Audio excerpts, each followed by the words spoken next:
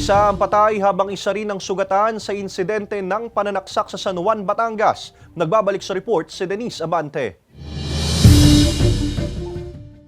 Dead on arrival sa ospital ang 37 anyos na lalaking residente ng Barangay Palingawak sa San Juan, Batangas habang sugatan naman ang kapatid nitong 38 anyos na lalaki matapos pagsasaksakin ng mga lalaking umano'y nakaalitan sa kalsada pasado alas 9 kagabi habang binabagtas ang kahabaan ng Barangay Poctol, San Juan, Batangas. Sa investigasyon ng pulisya, nasilaw umano ang kasalubong na rider sa ilaw ng tricycle kung saan lulan ang magkapatid na biktima na siyang pinag-ugatan ng kanilang alitan. Pareho silang naka-high beam, kaya pareho silang nasilaw. Merong kumbaga inom silang pareho.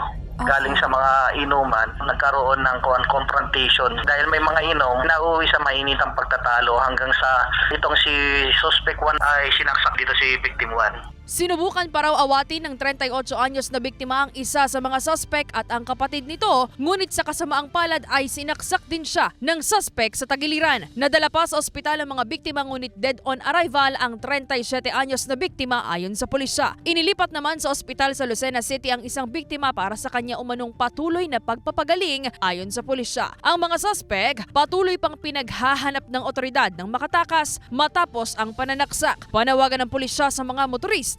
Kapag po tayo ay magmamaneho ng sasakyan, iwasan po natin po na tayo ay nakainom dahil yan po ang pinagmumulan po ng ating away. Lalo siyempre sumunod tayo sa batas trapiko na kailangan ay kapag ganyan na madilim ang lugar at kurbada ay sundin po natin yung low beam, high beam nang sa ganon yung ating mga kasalubong na driver ay hindi po sila masilaw o maaksidente sa pagmamaneho po nila. Sinisika pa ng GMA Regional TV Balitang Southern Tagalog na makuhanan ng pahayag ang pamilya ng mga biktima hinggil sa insidente. Denise Abante, Balitang Southern Tagalog.